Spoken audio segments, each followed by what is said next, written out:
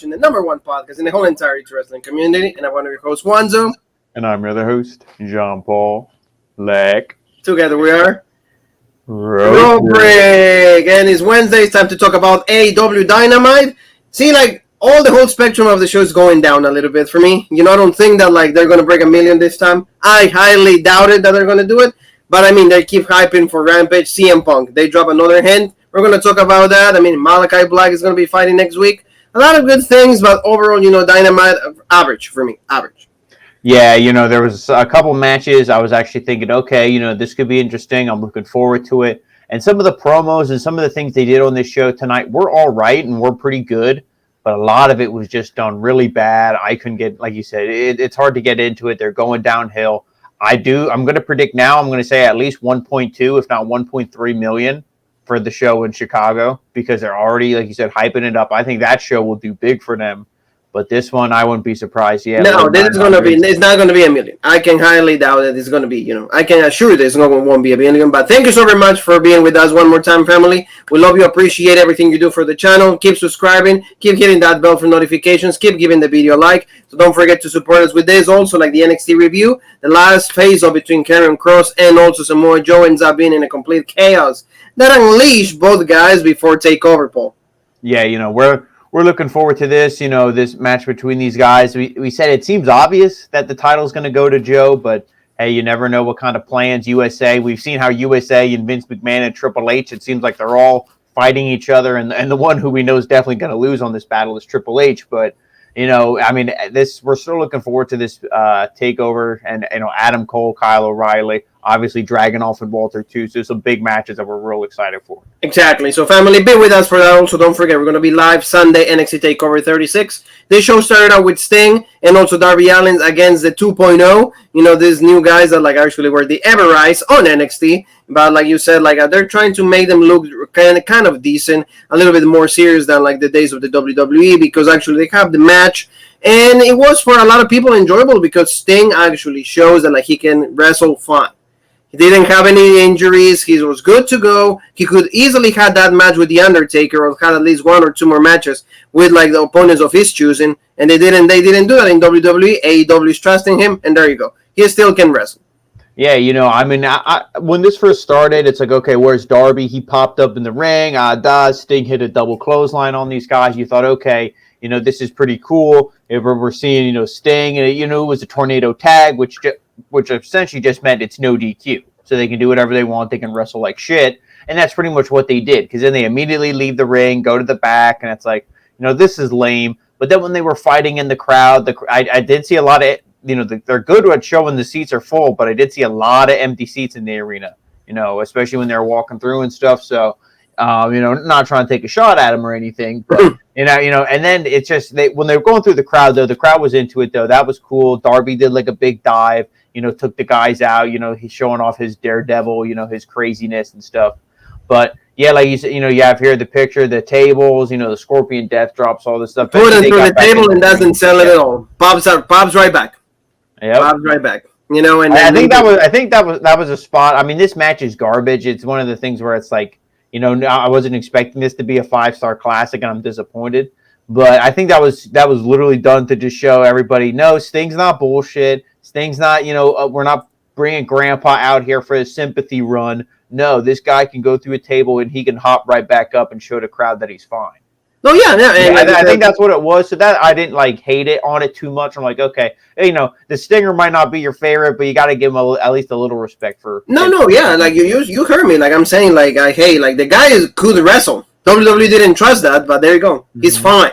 Like I said, double Scorpion, the dead drop, double like Scorpion leg drop, like everything. I mean, he did it, everything fine. So, like, good to see Sting after 20 years have a match on TNT. That was really cool. Like, this is an actor, right, Paul? I don't remember the name, but he won an Oscar.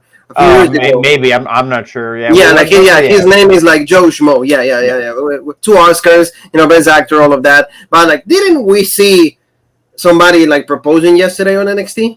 Do we have to see it again? Maybe. There you go. Like, I mean, yeah, I guess they did it like to like go against WWE. I don't know. It might be just be me speculating. But I mean, here you go. Sammy Guevara is going to get married. Good for him. Congratulations. This is the only thing I'm going to say right now. does Sammy not have a match at the pay-per-view? No. Is he going to be off the pay-per-view? Yeah, he has to be. Because you're telling me you couldn't have stretched something and you couldn't have gave this guy a match at the pay-per-view and he could have proposed to her kind of like a Rocky Balboa style. He's all beat up after the match. He won. He's like, oh, you know, whatever your name is, get on one knee, open the ring, you know, you open the box and there's the ring. You know, you're telling me he couldn't have did a match on Dynamite against Shawn Spears, who he's beat 1,000 times. You know, and the only reason I can tell you why this was done in the way that they did it because it's Sammy's hometown. Oh, so okay. Well, that I'll give him then. So that's the only reason, and you know, the whole family was right there. You know, the girl's family was right there also. So like, it's yee. But of course, like you said, Shawn had to like intervene. He kind of like took a shot at like Sammy, but of course, like you said, he's gonna lose. He's a loser. They jump him. He jumped him from the back. I mean, what did you think of the match? Because like the one thing is like the execution of a lot of moves, excellent, Paul. I really enjoy that. But I gotta agree with your man Corny right there because like it's true. Like some moves are like so difficult and high risk. And when you do them to that point of execution, that is really great. But then you kicked out all the like all like the greatness of the move is lost. You know, like the big cutter. And that's gonna happen in the Young Bucks match. I'll talk about a little bit that exact thing because you know in this, like you said, you know they have really good chemistry. But the same problem I have with this feud is why is it still going on? Yeah, I have the feud that we saw in the main event. That's what we gave to the feud, Paul. That's what we gave to the feud right there. And then you see that, and Sammy's like, okay, he hits a big cutter, and you clearly see that they're cooperating with each other, holding each other up there. Okay, you legit, bro? Yeah, I'm legit. You know, they're making sure that they're good, not a fight. That's not what you would do in a fight. So it's clearly cooperation. You know, you can't get into it, especially when there's no story to the feud. You know, cutter after the middle finger. Eventually, he hits his 630 splash, whatever the hell it is. You know, done. He wins. Nobody thought any different. So no, yeah, he did like also like he did like also like the Death Valley Driver here onto the ladder, and then he did like the go to sleep. Shawn Spears also did like a big move also, but again, high risk move that like any other match in the world. I mean, and maybe 5-6 years ago that would have been the end of the match. Now it just becomes a regular move. So like you said, you gotta create even more high risk moves to like make me believe that that's a devastating move. But in the end, GTS or GTH they call it now, and then he gets the win. And somewhere in the match he got cut because he was bleeding all over like the leg, over like even like in the picture you can see the girl is asking me, "Are you okay?" You know, like so something happened. But like you said, like these guys go to lens that like they shouldn't go for a TV show. Maybe save it for the pay-per-view. Maybe it was the hometown and all of that. But to me, you know, the feud again, and where Sammy Guevara is going to go from here, where is Shawn Spears going to go from here? Yeah, exactly. That's what I asked. Like, does he even have a match at the pay-per-view or, you know, but I don't know. There you go. And now we're going to go with Christian.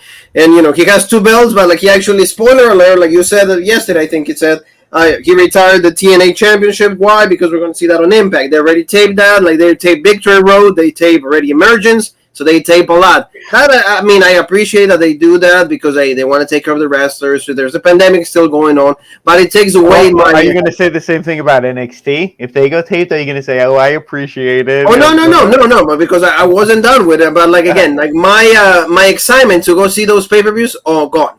Okay, completely gone. There you go, gone. Because like I already see what happens. See, I'm good at avoiding all the dirt sheets if I want to, but you're like, yee. Oh no! I see it. I gotta click on it. I need to know in my head, so I need to know where do I get excited for the family also. But like Christian was right there, so like he's about to cut a promo. Don Callis, of course, step in. A lot of more stuff of what happened with like the TNA Championship, and also what's gonna happen on All Out because Christian's still gonna challenge Kenny Omega, which is good. But then Callis always like the same promo, and then at the end, Christian, you're a piece of shit.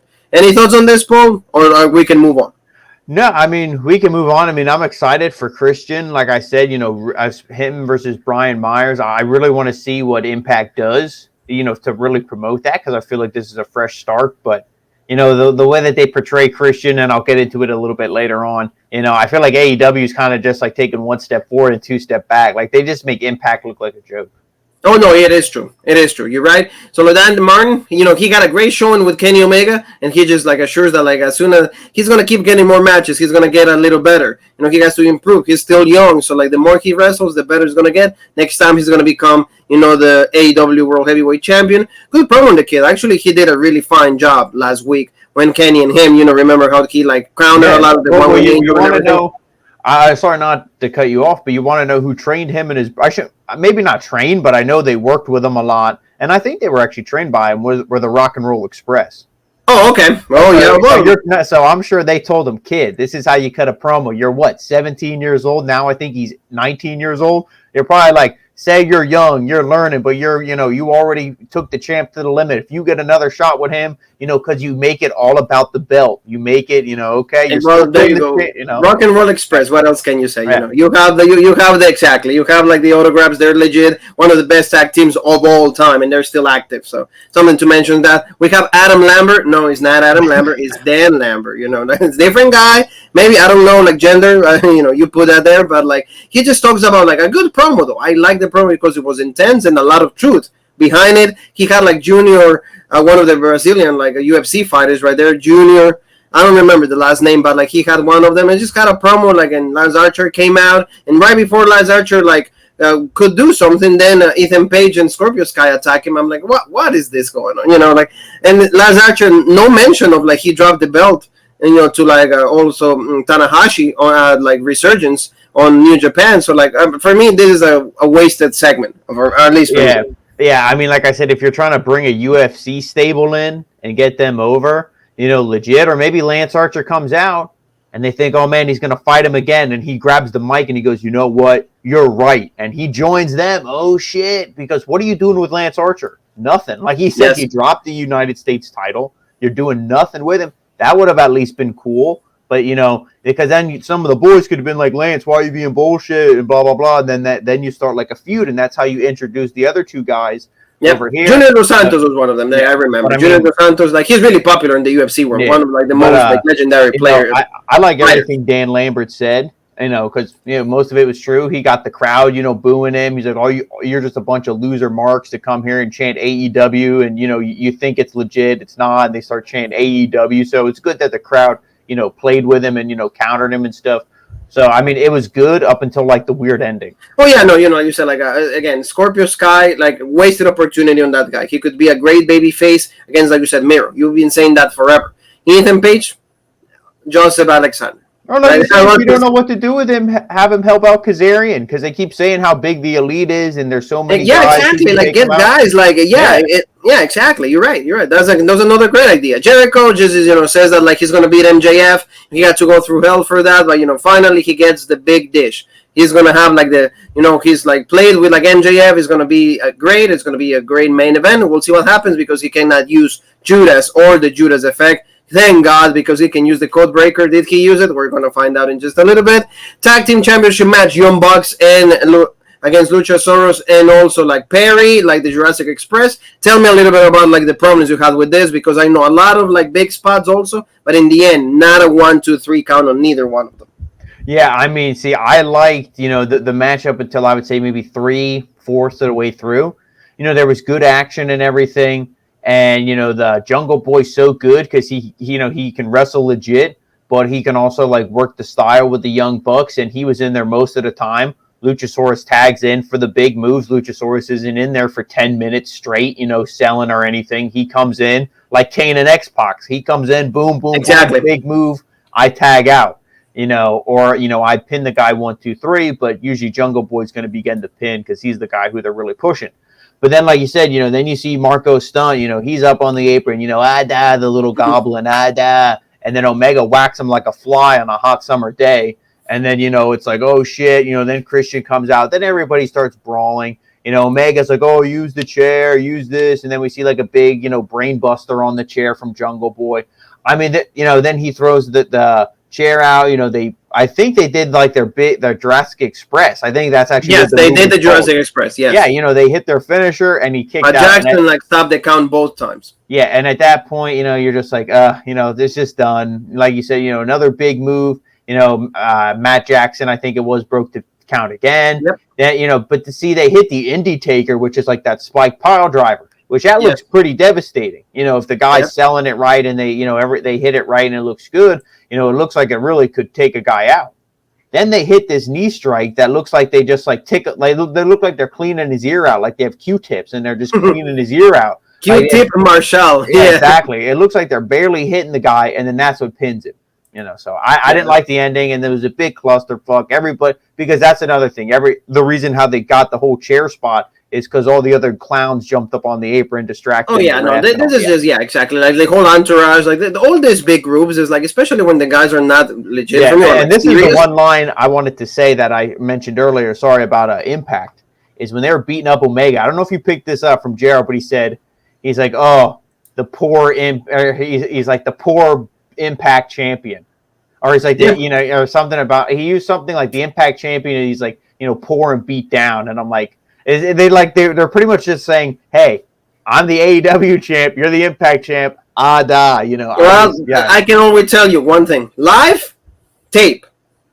There you go. That's all there is to it. And like you said, and then one thing also to mention, Paul, like Omega, when Omega actually, like here in the picture, you can see right there, it says chick magnet.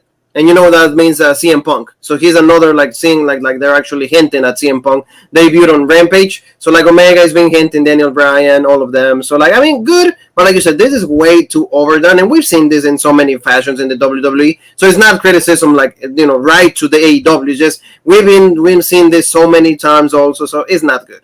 I mean, Omega, like by himself, he could be a lot better. I mean, with the bug, and again, the good brother. I honestly think this is to say it, in the meanest and crudest way possible. I think it's a bunch of modern day, wrestling marks for the NWO being like, let's be the NWO. Yes, yeah, that's really what they're trying to be.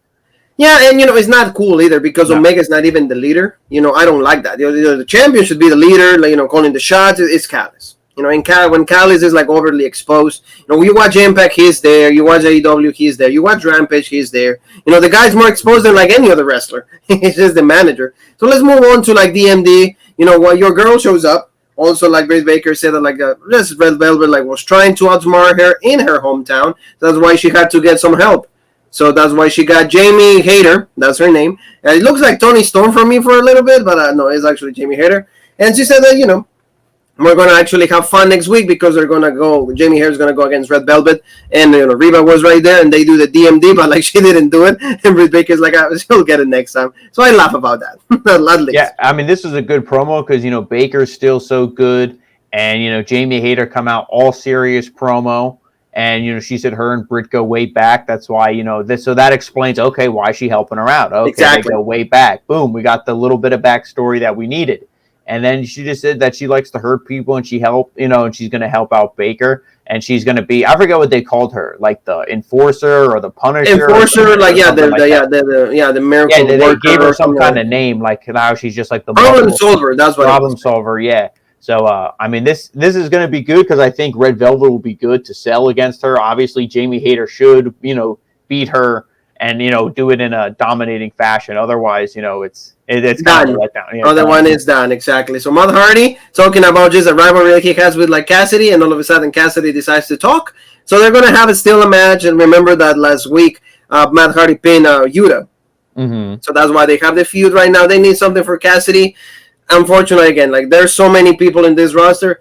They're not used correctly. Is Cassidy just like the ex-WWE killer? He like beat up Jericho. Now he's going to beat up Hardy. Now Christian. He'll be the Impact champion. Exactly. I agree with you. Let's go to Big Show. Oh, he'll be Big Show too.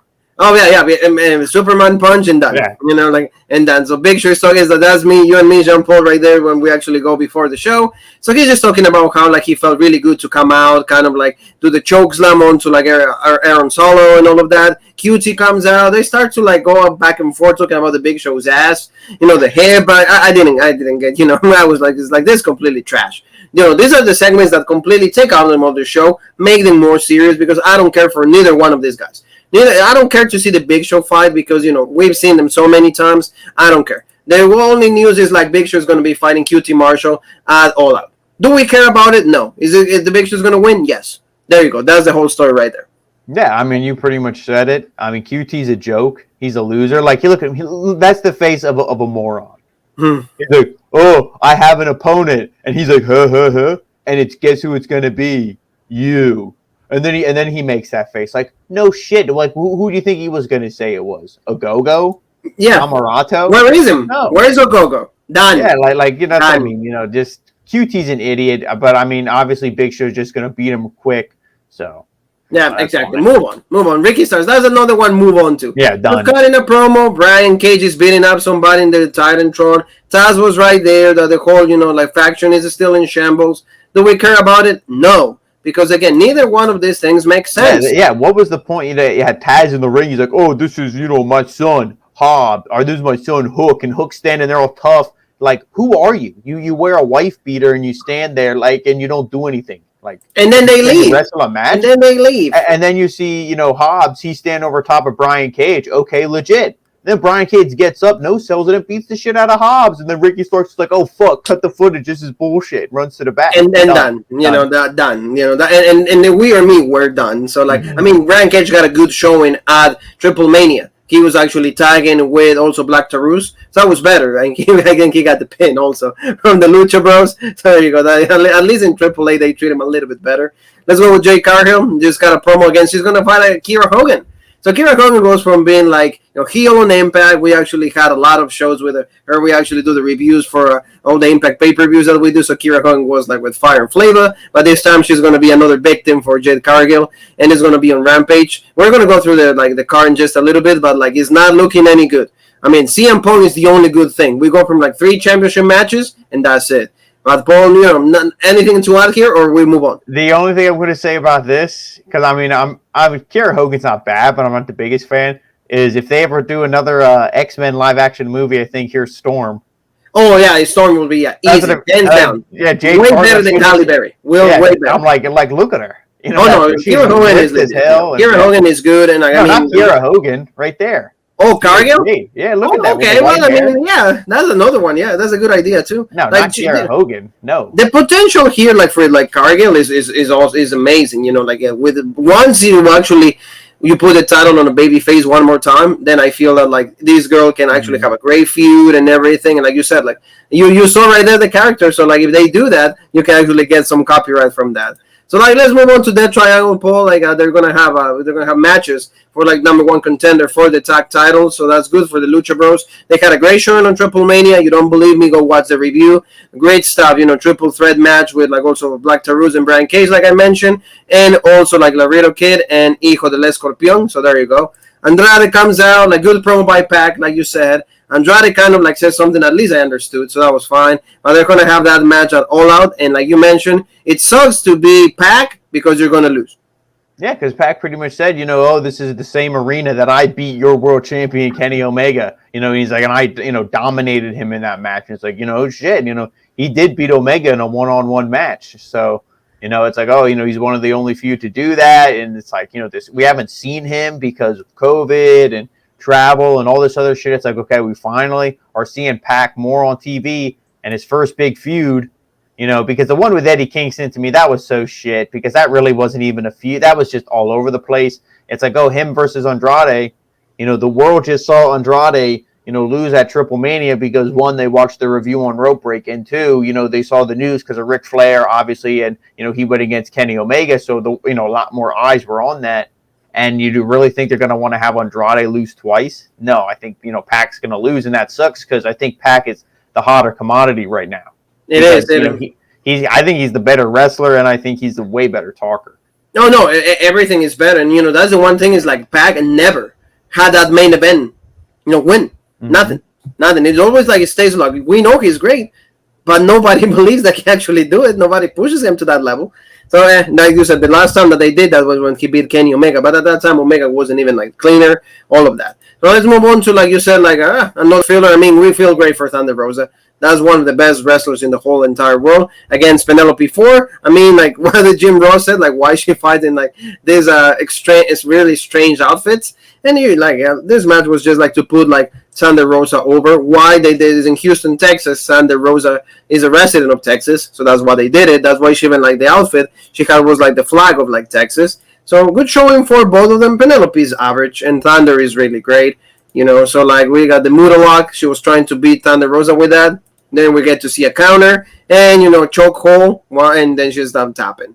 Paul, add something here. Yeah, the only thing I really have to say about this is, you talked about eventually build up a baby face to beat Britt Baker. This is her right here. They have the feud, they have the history, and there's no mention. It's not like Thunder Rosa calls out Britt Baker, or it's not like Britt Baker jumps Thunder Rosa after her match. They're keeping them separated for, offspring. Got to keep them separated right now. Exactly.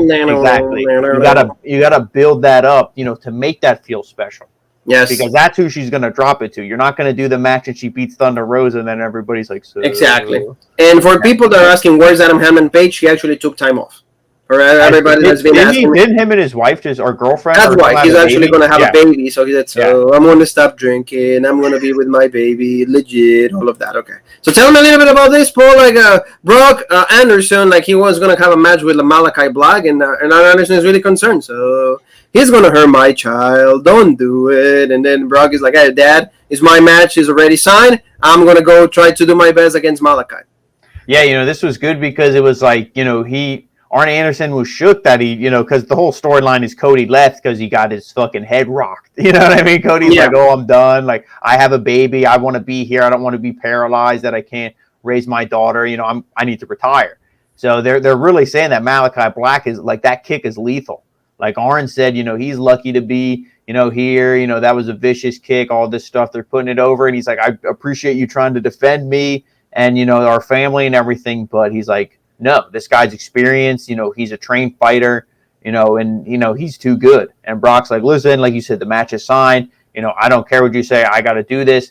And this is good because it continues the story. There's some emotion behind it. And, Brock Anderson's going to go in there and he's going to get his head rocked too. And it's really going to get MALAKAI Black over. Exactly. So, now let's go, family, to, the whole breakdown of next week on Dynamite and also Rampage, and then Paul will give his thoughts. So like you said, we're going to have this tag team match, Varsity LeBrons against the Lucha Brothers. So it's going to be for a tournament that they're going to have to determine number one contender for the tag belts. The only thing I can say is cool because finally they're doing some kind of rankings. They're giving some progression to that. That's fine. We mentioned Red Velvet and Jamie Hayter. Also another match for Dynamite. Paul said 2 seconds, Hayter gets the win.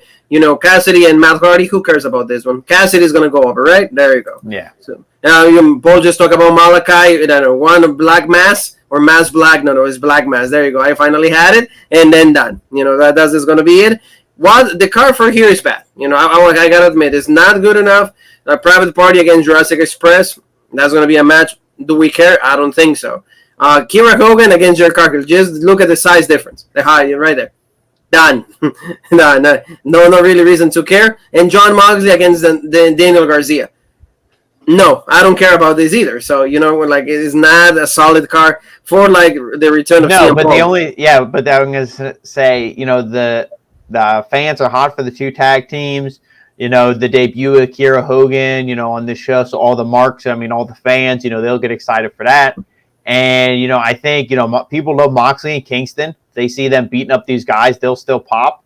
And everybody's there to see CM Punk. You could put clowns juggling, on top of elephants for 2 hours. As long as they get to see CM Punk and Darby Allin at the end, they're good. Yeah, it is true. So, hopefully, we'll see what happens. But you said, thanks to CM Punk, that show's going to go to 1 million. Then Moxley cut a promo. He just said a lot of stuff about showcasing him, how he was the champion during the pandemic and all of that. It's everybody just walking through the door. Christian, he got shot. He took shots at a lot of people. But it's just you know who's going to fight Moxley at All Out so everybody can see? It's going to be Tanahashi. So everybody can know about it. It's going to be Hiroshi Tanahashi. That is already signed. It's on paper. Tanahashi against John Moxley by his request. He has Tony Khan, I want a Robert Stone, I want my match with Tanahashi. All right, we're going to do that for you. Boom, that's going to be a match.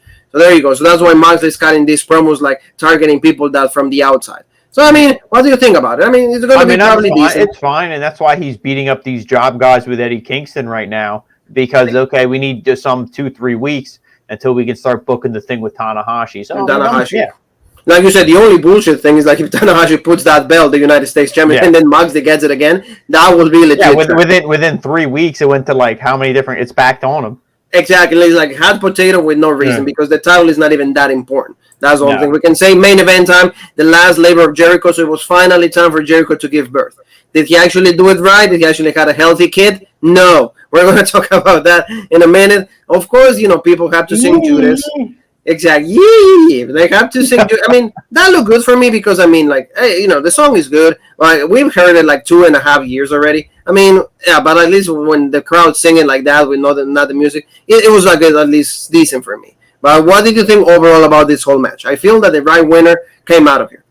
Yeah, I mean the right winner at the end, but the whole time I'm watching this, MJF is so good. He sells for Jericho, and Jericho hit the lion salt. I always got to give him props for that, especially when he fucked up that one real bad, and everybody was calling him out for it. But I mean, this was all right. But again, the whole time I'm watching it, I'm just thinking, what? Yeah, exactly. Wasn't like Labor number 2 a death match with the Death Match King? How is just a normal wrestling match where you can't use your finisher? Like in the world of like, if this was real, if this was like a real fight in a wrestling, how is, being beat up with light tubes and cut, how is that less like bad or, easier than this match with MJF? Yeah. You know what I mean? It should have, like, to me, this should have been the final, but obviously Nick Gage isn't going to be the last thing. And I'm like, this whole thing is messed up. Why am I even thinking about it this much? Because what are they fighting for? They already had the blow-off match at Stadium Stampede. So the whole time I'm watching it, I'm not even watching it because I'm just thinking about how stupid it is. Yeah, well, and then if you don't subscribe to Robrick, that's what we think about you. Yeah, exactly. And if Jericho, what do you think if they don't subscribe to Robrick? There you go. Yeah, yep. That's why we also think about. But I mean, like you said, like the match, it wasn't that. It was normal. It was Jericho's match. What does that mean? That Jericho, like, he fights at a different pace than everybody else. And I mean, but like I said, it really wasn't bad though. Like you said, no, it wasn't bad. No. Yeah, because MJF, he's good. He hit the heat seeker. No, that didn't put him away. Then he gets Jericho in the walls. Jericho gets out. Jericho gets the sleeper on him. But MJF, he does the nut shot from behind. Oh, the ref didn't see it. And then, eventually, I like the spot where it was, Jericho was going to do the Judas. And he's like, oh, shit, I can't do it. And I'm like, code breaker, like you more. I know. He was actually going. I legit thought he was going to hit the code breaker, pin him. And because I thought Jericho was going over. But then MJF hits the Judas effect of his own. He gets the arm bar. Jericho rolls him up. 1, 2. No, MJF kicks back. He's still in the arm bar. And eventually Jericho taps. And done. Yep. And then, I mean, good, like you said, like a good ending. I like it. And, Jericho knows how to do business. He knew that, like, he has to put over MJF. Yes. MJF needs it more than Jericho. At some point, Jericho's going to take a break. At some point, Jericho needs to go away. Because now I feel that, like, the company's solid enough. There's going to be, like... Well, maybe he's doing the same thing he did last year. Oh, COVID cases are rising. I better go on tour. Yeah, no, like, it actually, and not even, like, you're saying it right. Because it's like, okay, Bryan is coming. CM Punk is coming. Do you really need Jericho? No. And then see, once you get those guys on the roster, okay, they've been here a couple of months, they've had their couple of runs, they're calling somebody out, the Judas hits. Oh, okay, and then we see it, maybe he gets the pop, Exactly. You can easily, like you said, go on tour, go like for a few months, stay away. That's the one thing, the beauty of wrestling, like you said, is then you can start taking shots at him, he comes back. So, like, he needs to go away. The inner circle even, like, needs to go away. Like, these guys, we've seen them for 2 years already. Especially because they're not even really a group together. I mean, you see, like we said, Santana and Ortiz doing their own thing. Sammy just proposed to his fiance. They're doing their own thing. So it's like the inner circle is really not even like they're a group, like a it doesn't need, like, these guys need to be on their own for a little bit, like you said. So like in the end, MJF wins, he needs it better. Maybe it can be Bryan, can be an opponent, it can be CM Punk. There's a lot of possibilities. But like this closes, like at least the main event was solid on Dynamite. I will say that was cool. So family, thank you so very much for being with us one more time. Don't forget, it's a huge week on professional wrestling. We have already, like you guys see in the channel, we have like live for SummerSlam, live for TakeOver, live for like Friday. That's a big one because we're going to be reviewing both shows at the same time. We're going to be doing SmackDown and Rampage, so don't forget that. It's going to be a little later. It's going to be like 11:15 when we go live. So be with us, like either on Facebook, either on YouTube, either on Twitch. You choose the outlet. The same stuff, the same quality will come out. Where else can they find us? Yeah, but it don't matter which one of those you choose. Make sure you follow and subscribe on all of them, and they are Rope Break on Facebook, OG Rope Break on Twitter, Original Rope Break on Instagram, Twitch, and TikTok, and of course right here on YouTube, the home of the #1 podcast in the YouTube wrestling community, the Original Rope Break. So you and me have one more thing that is left to say, and that is...